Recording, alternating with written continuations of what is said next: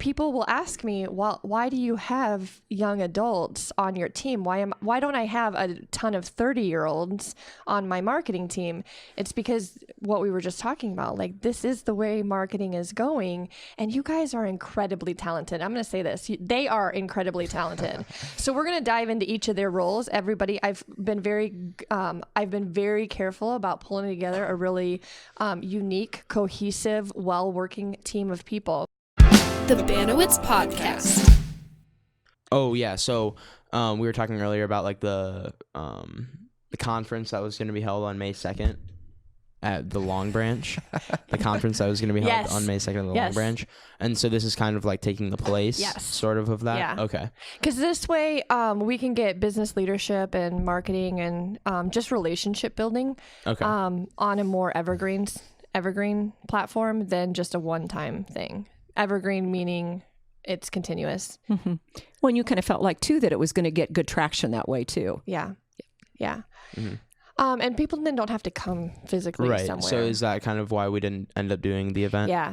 I really wanted to focus on our current clients, and I thought we were going to just spread ourselves way too thin. And then also we were going to record the conference so that we could turn it into an evergreen thing. But the cost of like running a conference is so high that I was like, well, wait a second. Why don't we just make it evergreen just to start off with? By kind of starting like a podcast. Yeah. Plus, I think people will really resonate with this method because it's more relaxed. Like, I really want to hear I really want the community to hear June's input on like business leadership and stuff, and to do it in a relaxed atmosphere where you get more of June's personality than just, okay, we're standing up, we're listening to her for 20 minutes or 40 minutes. Yep. And then people can join us on the podcast. Which is great. Yeah. And I think people are interested in doing that. They feel comfortable doing it. And I think the other part of that is you guys know what you know at your age, but who owns a lot of the businesses right now in Cedar Rapids? People that are older. Mm-hmm. And the whole concept of social media and what we're doing today is a foreign language to them, and they're intimidated by that. I know even when my husband and I were talking last night about what marketing is, he says, I always kind of felt like, what are people doing? I pay them money to do things, and are they just sitting at their computers? What's going on? Where is the dividend for the expenditure?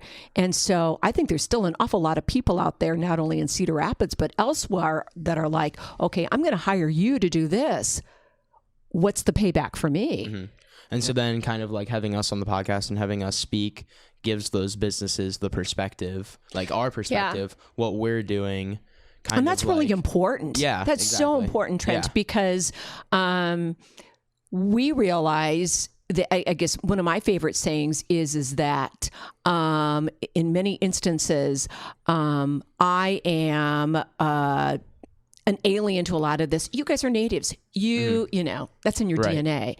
And if we are incredibly wise, we are going to look to you for that advice when it comes to any kind of technology. Mm-hmm. But by the same token, and I'm speaking for my husband Bob and myself, the experience that we've had, the inner relational skills, as well as the business concept, it becomes a really beautiful relationship kind of thing. Yeah, I mean, because like for the last couple of months, I know Ian's been editing these podcasts, and he has a lot of know-how with sound mixing and like editing audio files and everything. And then I've been writing the ads on Facebook and on Instagram and on other platforms and everything. And so, like you said, that your husband said, are they just sitting at their computer? Like, I don't even know what they're doing. And so this kind of gives that older generation, I guess, the perspective of what we're doing on a day-to-day basis to provide that new age marketing and advertising for businesses. That's where it's going. Yeah, exactly. And we would be foolish not to not to embrace it. Mm-hmm. Yep, and I think this is a good time to jump in and just let our viewers know. So who we have on the podcast today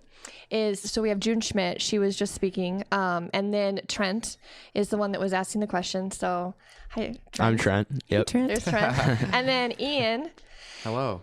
And so this is part of the Banowetz Marketing team. And so what you're going to be hearing from us in these first few podcast episodes are the Banowetz Marketing team put together. And I do want to address that people will ask me, well, why do you have young adults on your team? Why don't I have a ton of 30-year-olds on my marketing team? It's because what we were just talking about, like, this is the way marketing is going. And you guys are incredibly talented. I'm going to say this. They are incredibly talented. So we're going to dive into each of their roles. Everybody, I've been very careful about pulling together a really unique, cohesive, well-working team of people. Well, like you and I talked about during my hiring process earlier this year, as you said, one of your big things was hire slow. Yes. And kind of like feel out each applicant. Yes. I would say, and like I submitted a lot of my writings to you and a lot of my work, so you could just be sure that I was good at my craft. And I'm sure it's like the same with Ian as well. Kind of like a feeling out process and hire slow. And didn't you see him through like one of the school musicals? Yeah, Shrek. Is that how so that's how that's how this all started. Is I went to see the Shrek musical at Linmar.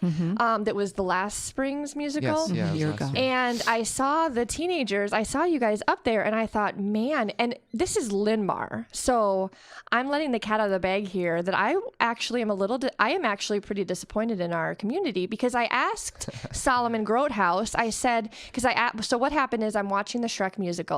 And it's you, Akash, Nina, Solomon, Melena. Yeah, I was like, wow, these students are incredibly talented. We need to do a commercial with them, because I already had my marketing company. And so we did do a commercial for Warehouse Auto Company. And I asked Solomon, I said, well, you weren't in that musical. You were in the most recent one. I was in Shrek, but I was a very minor role. What were you in Shrek? I didn't. I was like a little pig. Okay. Pig. I had like 2 scenes, you but the character I did role. sing. I did. But yeah, I asked Solomon. I said, did anyone? Because I took everyone out for dinner, and I said, hey, will you do this with me? And they loved the idea. And then Akash said, I know a guy who can do audio. And that was you, Ian.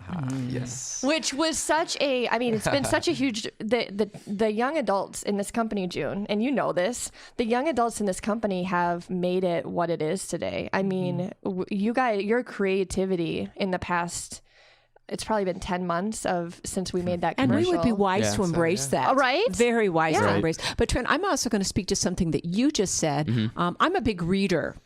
I've always been a big reader. Yeah, so am I. And, awesome. We need to talk more. Yeah, we do. I think you guys are I think we are. Okay. Yeah. But there is a book, and at some point, I really do want to talk about this book that I'm reading currently. And I'm actually reading it for the 3rd time, because it's a deal breaker.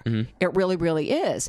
And it's interesting that you brought up the fact that Sarah interviewed you so much, because this particular book talks about a theoretical company and what's going on, and how they're able to begin to establish what's going on with their team. And one of the things that the president of the company said, when I interview people, I interview them 4 times. Yeah.